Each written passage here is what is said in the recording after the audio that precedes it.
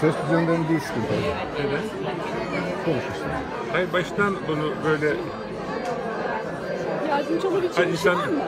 Yok, Bizden yani kaynaklı. ses ve biz... yapacağız. Ses mi? Deniz Hanım nerede? Burada USB'de ses dosyaları halinde. Hocam bunlar işte koymuşlar. başlangıçta kontrol edilmesi lazım. Yarım saat, bir saat evvel değil mi? Yani Ya işte.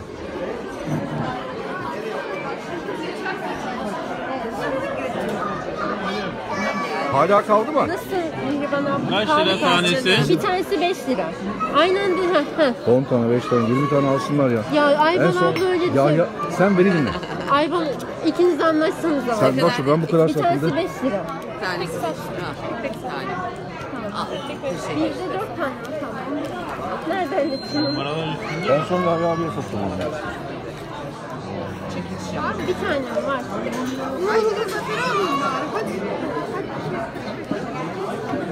Değerli dostlarımız, şimdi bir başka değerli sanatçı kardeşimiz huzurlarınıza geliyor. Emelina Kemileva, Emir Celal oyunuyla huzurlarınızda. işte böyle.